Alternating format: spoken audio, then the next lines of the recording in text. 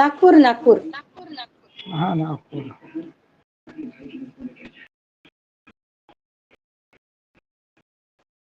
आले आहेत ते सगळे, आता सुरू करूया. तर आपण या सगळ्या धातूंची त्वांत रूपे बघितली. 142 पान नंबरवर जी काही 20 वाक्य दिलेली आहेत त्यामध्ये मधले जे शब्द आहेत त्वा त्वा लावलेले ते सगळे त्वांताचे रूप आहेत. महोदया, मग यामध्ये 14 नंबरचं जे आहे कृपणा हा धनम लब्ध्वा तुष्यंती, तर इथे त्वा नाही आलं. आहे आहे, लभ धातूला त्वा लागून लब्ध्वा झालाय. ते लभ धातू लभ, त्याला त्वा. बरेचसे रूप वेगळे दिसतात. पृष्ठवा पृष्ठवा बघा, दृष्टवा मध्ये बघा, तो नाही दिसत तिथे. पण आहे तचा ध होतो ती संधी नियमानुसार, पण त्वा आहे यात. लभ धातूला त्वा लागलेला आहे. धन्यवाद. 143 पान नंबरवर बघा, क्रीड धातू क्रीडित्वा, पठ पठित्वा. काय बघायचं ते, जेव्हा एकच कर्ता क्रमशः 2 क्रिया करतो तेव्हा पहिली क्रिया दर्शविण्यासाठी त्वा प्रत्ययाचा प्रयोग केला जातो. जसं बालकः क्रीडती, बालकः पठती. मुलगा खेळतो, मुलगा वाचतो. बालकः क्रीडित्वा पठती, खेळून वाचतो. इथे खेळणे आणि अभ्यास करणे दोन्ही क्रिया एकाच कर्त्याने म्हणजे एकाच मुलाने केले आहे आणि तो क्रमाने करतोय. मूळ धातूमध्ये त्वा प्रत्यय जोडून पहिल्या क्रियेचा संकेत केला गेला आहे. म्हणजे पहिली क्रिया त्यांनी केली आहे हे दाखवण्यासाठी त्वाचा उपयोग केला जातो. जेव्हा 2 क्रियांचे वेगवेगळे कर्ते असतात तेव्हा मग त्वाचा वापर केला जात नाही. जसं सुरेश रमेश हे 2 करणारे कर्ते जर असेल तेव्हा मग आपण त्वा हे प्रत्यय हा लावल्या जात नाही वाक्यात. सुरेश क्रीडती, रमेश पठती, 2 कर्ते आहे, इथे त्वा नाही लावता येणार. नंतर आहे प्रत्ययाचा उपयोग केला जात नाही. दोन्ही क्रियांचे क्रीडती पठतीचे कर्ते वेगवेगळे आहेत म्हणून त्वा प्रत्ययाचा उपयोग होऊ शकत नाही. सुरेश क्रीडित्वा रमेश पठती हे दोषपूर्ण वाक्य आहे. सुरेश खेळतो आणि रमेश वाचतो, काही अर्थच नाही याला. म्हणून कर्ता एकच हवा त्वासाठी, हे लक्षात ठेवायचं आहे. पृच्छती बघा, पृच्छतीचं पृष्ठवा होतं, गच्छतीचं गत्वा, तिष्ठतीचं स्थित्वा, गायतीचं गीत्वा, वहतीचा ऊढवा. वह धातू आहे, वकारांत व वाले जे धातू आहेत त्याचं ऊ होतो. वहतीचं ऊढवा. यच्छतीचं दा यच्छ धातू आहे, दत्वा. नयतीचं नीत्वा, स्मरतीचं स्मृत्वा. कळलं? हे जे त्वांत आहे यानंतर आपल्याला ल्यबंत बघायचा. ल्यबंत म्हणजे ल्यप ज्याच्या शेवटी आहे. जसं खाली वाक्य आहे, आरक्षकः चोरम अनुसृत्य गतवान. आता हे ल्यबंत केव्हा होतं, त्वांत केव्हा होतं? त्वा लागतो तेव्हा त्वांत. ल्यप प्रत्यय लागतो, ल्यप. ल ला अर्ध्या ल ला य आणि प हलंत. सांगताना ल्यप असा प्रत्यय आहे पण लागताना याचा फक्त य लागतो. लेपचा ल पण चालला जातो, प पण चालला जातो संधी नियमानुसार. फक्त य लागतो धातूला. पण हा य पण केव्हा लागतो लेप प्रत्यय? जेव्हा धातूच्या आधी उपसर्ग असेल. आता आपण उपसर्ग बघितले,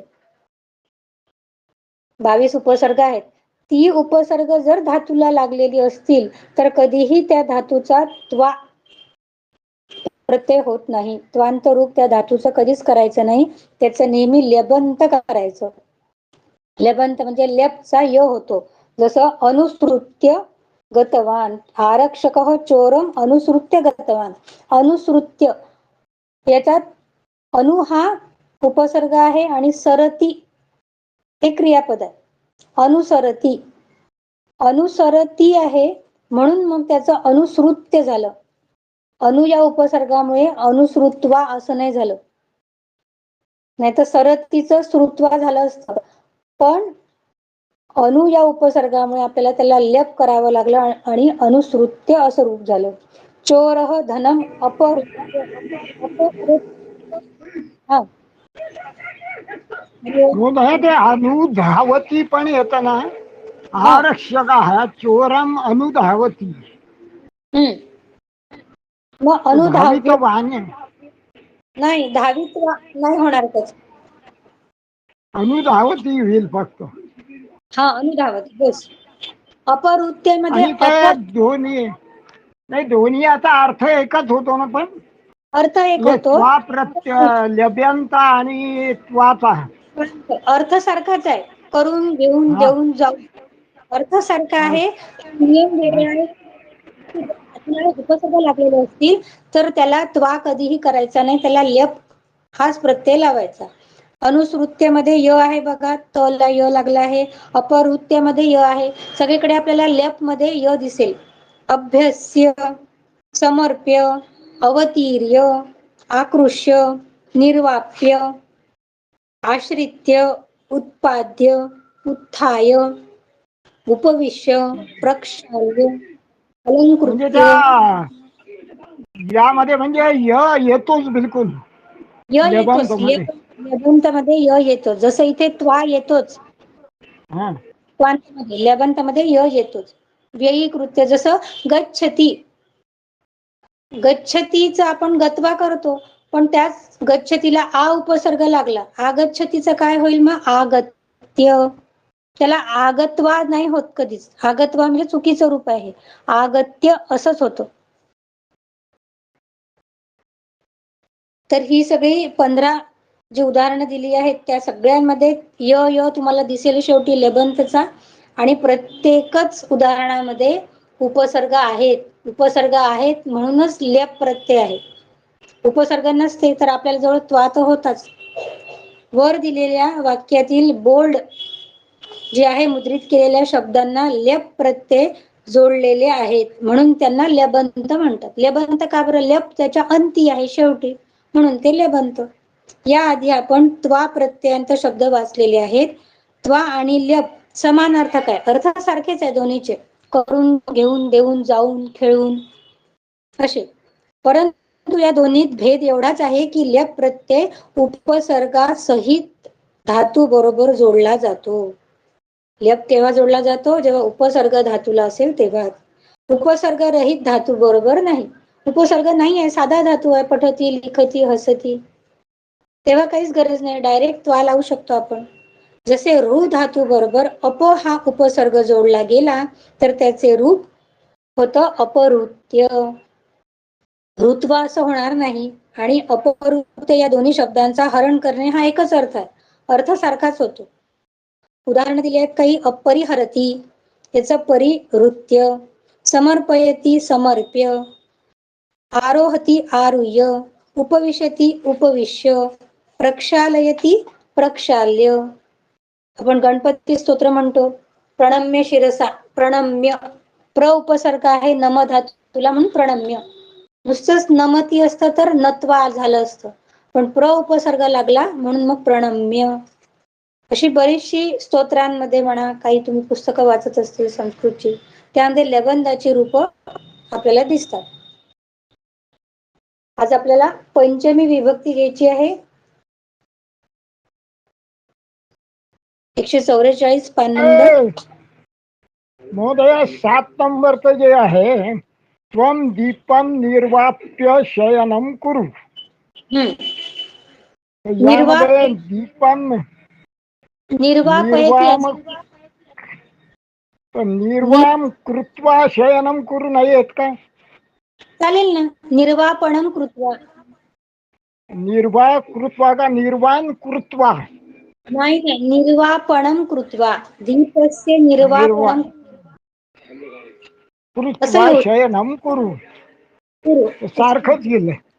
हो हो, पण निर्वाप्य इथे लेबंताचा. हा, धन्यवाद. पुन्हा कोणाला काही प्रश्न आहे का?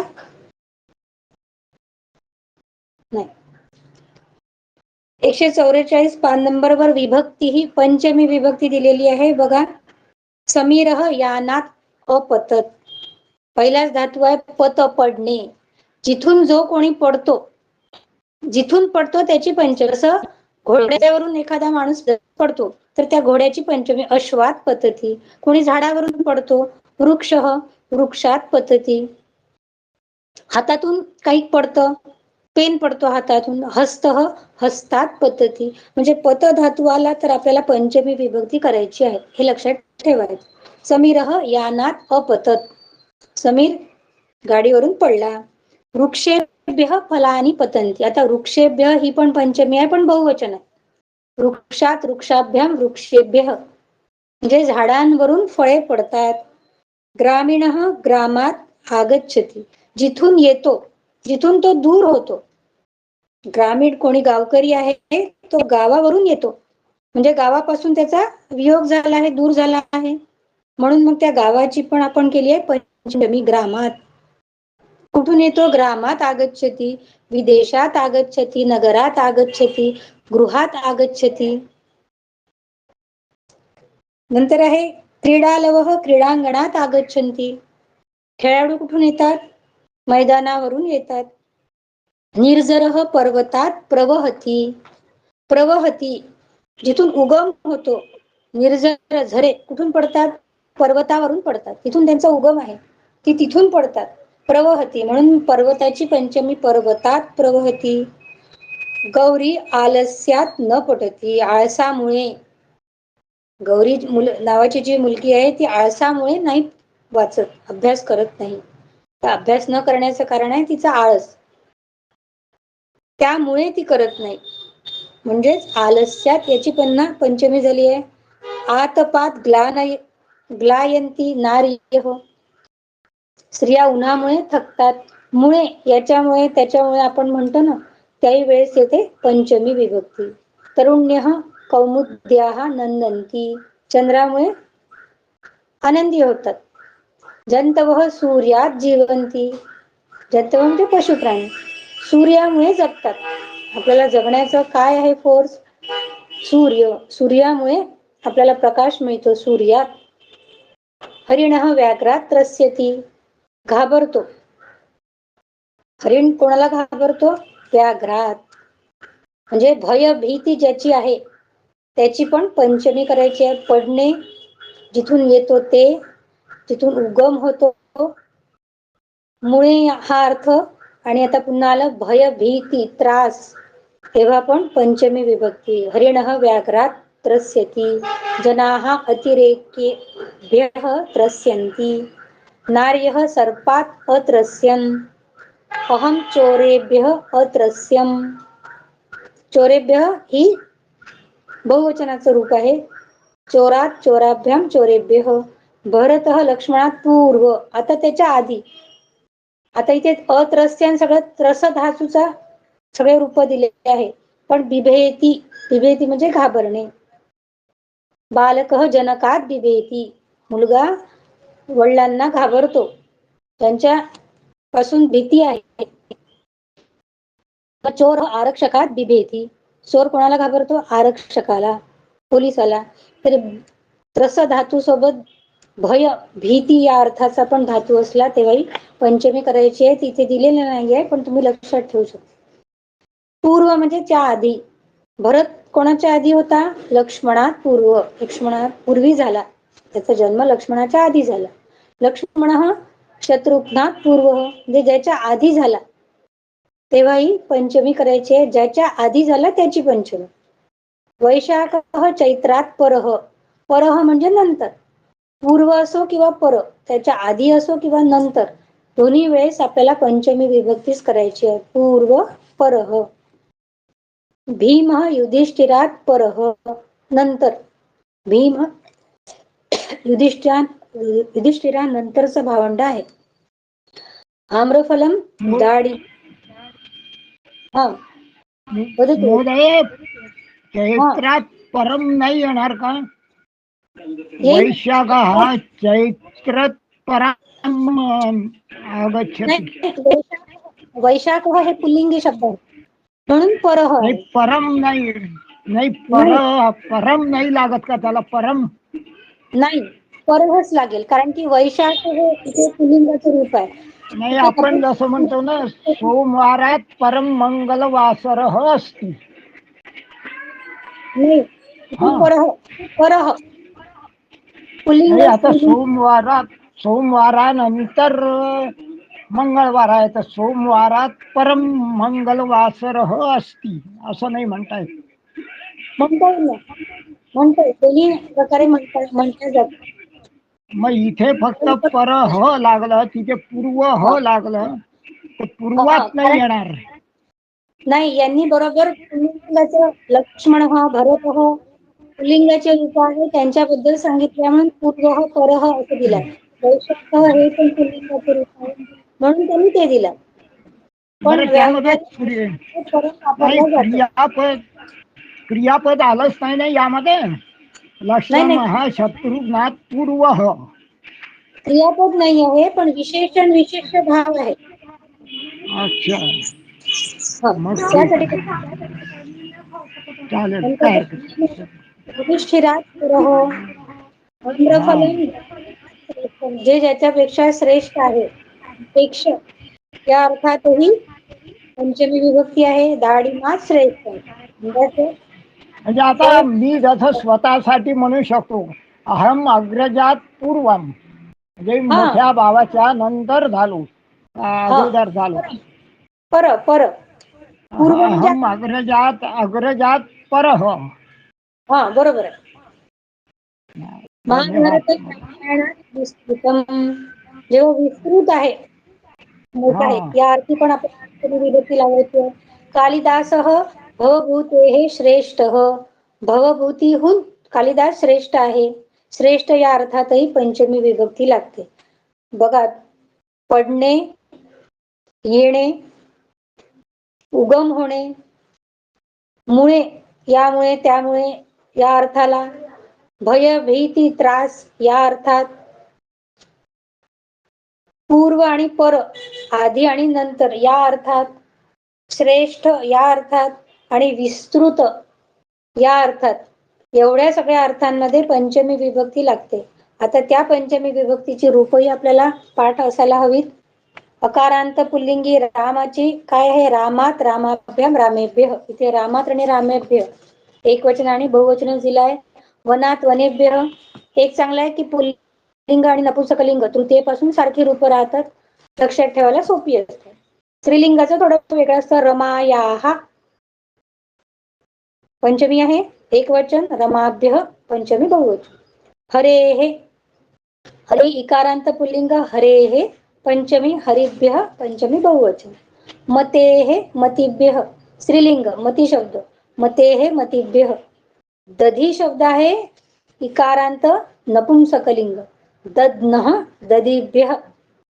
नंतर लेखनी ईकारांत स्त्रीलिंग, लेखन्याः लेखनीभ्य. भानोः, भानु उकारांत पुल्लिंग, भानोः पंचमी एक वचन, भानुभ्यः पंचमी बहुवचन. धेन्वाः पंचमी एक वचन, धेनु स्त्रीलिंग, धेनुभ्यः. मधुनः मधुभ्यः, मधु शब्द आहे नपुंसकलिंग. पितृ शब्द आहे पितुः, पितृभ्यः. मातुः, मातृभ्यः स्त्रीलिंग.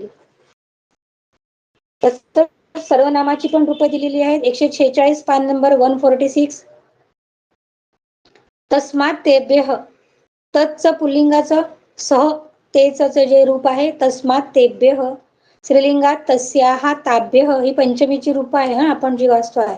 नपुंसकलिंगात सेम, तस्मात तेभ्यः. एतस्मात एतेभ्यः, एतत् सर्वनामाचं. एतस्याः एताभ्यः स्त्रीलिंगात, एतस्मात एतेभ्यः नपुंसकलिंगात. किम सर्वनाम, कस्मात केभ्यः, कस्याः काभ्यः स्त्रीलिंग, कस्मात केभ्यः नपुंसकलिंग. अस्मत्, अहम आवाम वयम, त्याचा आहे मत अस्मद. नंतर आहे युष्मत, त्याचं त्वत आणि युष्मत. ही सगळी पंचमी एक वचन आणि बहुवचनाची आपण आणि नाम या दोन्हीची बघितली. आता पंचमी विभक्तीशी संबंधित काही गोष्टी, काही अंश दिलेले आहेत ते वाचू आपण.